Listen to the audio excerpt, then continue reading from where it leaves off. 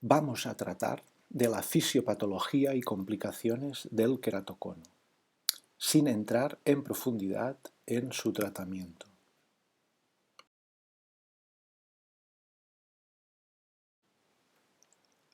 El queratocono es una degeneración ectásica de la córnea. Se clasifica normalmente dentro de la patología no inflamatoria de la córnea y su prevalencia es muy variable en las distintas partes del mundo. Se ha descrito desde una incidencia de solo 0,3 casos hasta más de 4.500 casos por 100.000 habitantes, siendo especialmente frecuente en el sudeste asiático, Oriente Medio y entre la población maorí. Su debut clínico normalmente es entre la primera y la segunda década de la vida. No hay predominio de sexo y aunque normalmente es bilateral, existen muchos casos asimétricos. En esta patología se produce un adelgazamiento corneal de predominio central o paracentral inferior, con un aumento progresivo de la curvatura de la córnea, así como un aumento progresivo de la miopía y del astigmatismo, que normalmente es irregular por protrusión apical de la córnea. La fisiopatología del queratocono es especialmente compleja y multifactorial e intenta explicar el por qué se produce una alteración de la biomecánica o, lo que es lo mismo, una alteración en la deformabilidad de la córnea. En este sentido, numerosos estudios han constatado la existencia de alteraciones en la matriz extracelular del tejido conectivo del estroma corneal. Así, pues, se ha descrito que en pacientes con queratocono existe un aumento de la actividad de enzimas proteolíticos como las metaloproteinasas, también alteraciones en los glicosaminoglicanos y proteoglicanos de la matriz extracelular, así como una disminución de la actividad de una enzima que se considera importante hoy en día como la enzima LOX o de la lisina oxidasa, responsable de la reticulación o crosslinkado natural de las moléculas de colágeno con las moléculas de elastina de la matriz extracelular. Asimismo, se han descrito alteraciones bioquímicas como del metabolismo del cobre en los pacientes con queratocono y también alteraciones hormonales como disfunción de las hormonas tiroideas, déficit de vitamina D y también alteración de las hormonas sexuales. Así explicaría por qué, por ejemplo, el embarazo con un aumento de la progesterona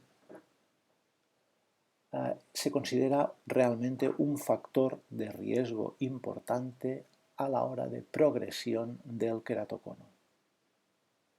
Factores ambientales y factores inflamatorios, especialmente en pacientes con enfermedad atópica o dermatitis alérgicas, también están presentes en los pacientes con queratocono. La sintomatología del queratocono consiste en una visión borrosa o distorsionada, a veces fotofobia, pero especialmente en un incremento rápido de las ametropías como la miopía o el astigmatismo. A veces se produce una diplopia monocular por desdoblamiento de la imagen secundario al astigmatismo. Esta pérdida de visión es difícilmente compensable con gafas. Esta sintomatología es más grave o más acusada en pacientes de sexo femenino, cuando el paciente ha usado durante largo tiempo lentes de contacto, cuando existen signos de cicatrización corneal o cuando la curvatura corneal inicial es más elevada de lo habitual. Esta sintomatología se produce normalmente en la primera o segunda década de la vida. El ritmo de progresión es variable, asimétrico, aunque se ha visto que en pacientes jóvenes esta progresión es más rápida. Debemos de sospechar queratocono cuando esta clínica se produce en pacientes con alteración del tejido conectivo como síndrome de Marfan o Ehlers-Danlos, y también en pacientes que tienen tendencia a frotarse mucho los ojos, como pasa especialmente en los pacientes con síndrome de Down y también en pacientes con dermatitis atópica. En cuanto a los signos clínicos que podemos observar en el queratocono, los diferenciaremos entre los signos clínicos de la fase inicial, de la fase intermedia y de la fase avanzada del queratocono. En fases iniciales podemos observar que el defecto visual no se corrige correctamente con gafas. Observaremos mediante exploraciones complementarias que la queratometría tiene valores elevados por un gran encurvamiento de la córnea y un astigmatismo también elevado, que la paquimetría o el grosor de la córnea está disminuido, especialmente en el centro, y esto se traduce en unas sombras esquiascópicas o retinoscópicas alteradas. Especialmente vemos que la franja de la esquiascopia se desdobla en forma de tijeras, o a veces vemos que hay como una sombra en gota de aceite o el signo de Charlot. En fases intermedias podemos apreciar en la lámpara de hendidura, por ejemplo, ya la forma cónica de la córnea, estrías verticales finas en el estroma que se llaman estrías de Vogt. A veces podemos observar un depósito de color anaranjado marronoso, que es un depósito férrico que se llama anillo de Fleischer en la base del cono. También podemos observar pequeños leucomas superficiales en el ápex del cono, y también se pueden ver nervios corneales prominentes como más visibles de lo que son habituales en una córnea normal. En fases avanzadas podemos observar que la protusión en la mirada inferior deforma la línea del borde palpebral inferior, el que se llama el signo de Munson, o también simplemente proyectando una luz en el lado temporal de la córnea, vemos un reflejo luminoso en el lado nasal, lo que se llama el signo de Rizzuti.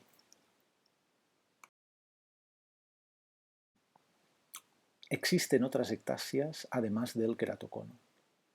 Estas son la degeneración marginal pelúcida y el queratoglobo. Ninguna de estas patologías se considera inflamatoria. Todas estas patologías acostumbran a ser bilateral, aunque en el queratocono es verdad que hay algunos casos unilaterales o muy asimétricos descritos.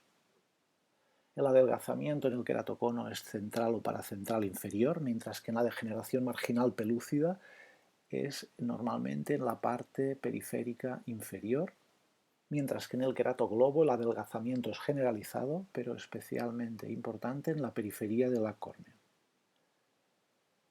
La protrusión en la zona del cono es progresiva en el queratocono. La protrusión a nivel de la degeneración marginal pelúcida se produce en las partes periféricas de la córnea, mientras que en el queratoglobo existe una protrusión generalizada. Por tanto, adquiere la córnea una forma cónica en el queratocono, una forma abultada inferior en la degeneración marginal pelúcida y una forma globulosa en el queratoglobo. La perforación es poco frecuente en el queratocono, ocurre raras veces en la degeneración marginal pelúcida y es más frecuente en el queratoglobo. Otro tipo de ectasia es la que se considera ectasia secundaria o posquirúrgica, que es la que se produce después de la remodelación corneal con láser excimer para corregir defectos refractivos. Es más frecuente en la técnica LASIK que en la técnica PRK o SMILE, debido al mayor debilitamiento biomecánico que produce la creación del flap.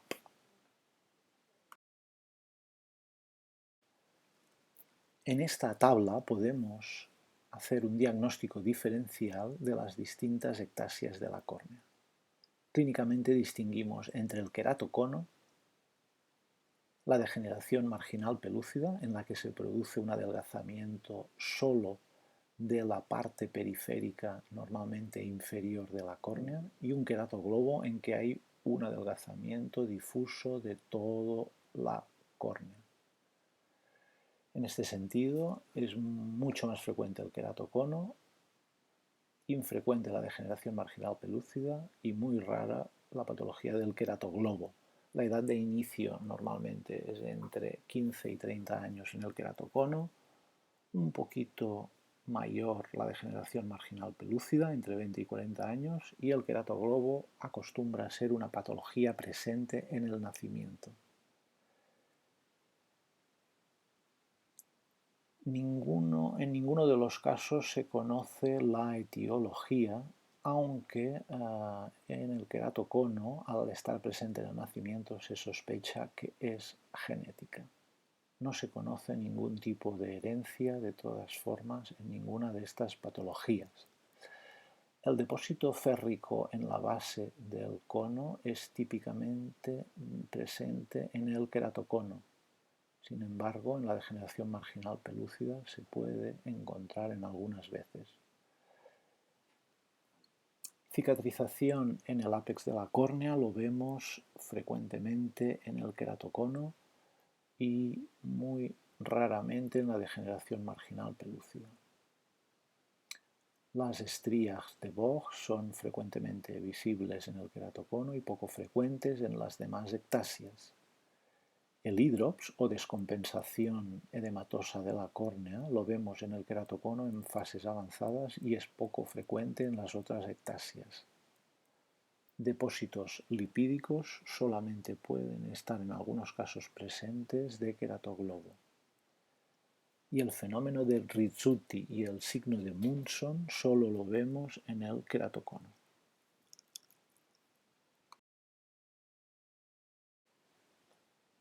¿Qué complicaciones tiene el queratocono o en general las degeneraciones ectásicas de la córnea? La más frecuente e importante es la pérdida de visión, normalmente secundaria a un astigmatismo irregular. Puede existir también cicatrización, puede existir perforación e infección,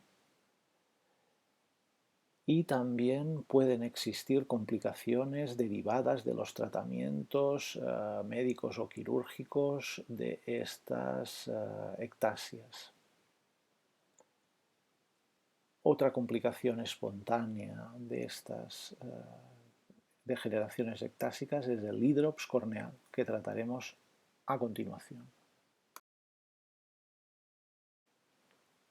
El hidrops corneal es una de las complicaciones del queratocono avanzado u de otras ectasias. Se produce por una ruptura de la membrana de Descemet que conlleva la acumulación repentina de líquido en el estroma corneal, es decir, la aparición de un edema corneal agudo. Las causas de esta ruptura pueden ser distintas, aunque la más frecuente es el acto de frotamiento de los ojos, aunque también puede producirse de forma espontánea.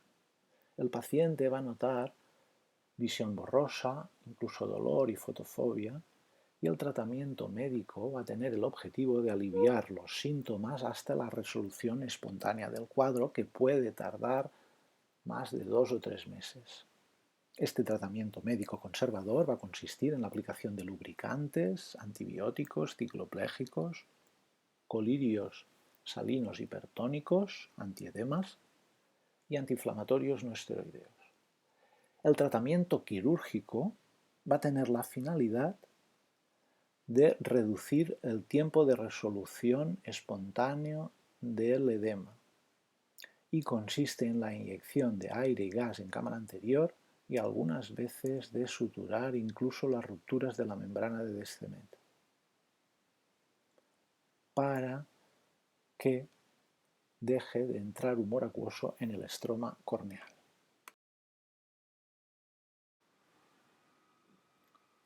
Para acelerar la resolución del hidrops corneal, recientemente se ha descrito una técnica de punción guiada por OCT intraoperatorio de la cavidad rellena de líquido intracorneal, asistido por una inyección de gas en cámara anterior y sutura de la rotura de la membrana de Descemet. Vemos cómo en el postoperatorio, aunque la córnea queda irregular, el edema se resuelve rápidamente.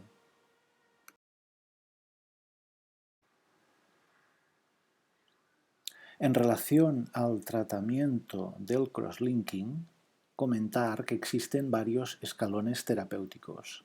El primero de ellos es la adaptación de lentes de contacto rígidas permeable al gas que consiguen mejorar la refracción del ojo.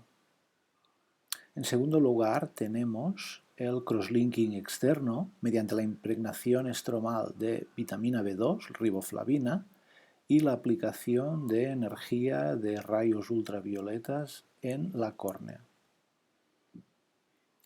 Otra opción terapéutica es el implante intraestromal de segmentos de anillo rígidos de PMMA para regularizar la córnea irregular.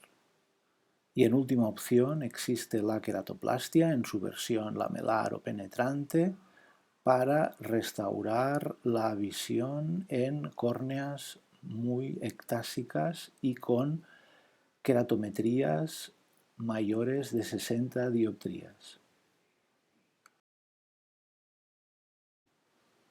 Esta presentación se ha elaborado con imágenes obtenidas de diferentes fuentes bibliográficas que detallamos a continuación.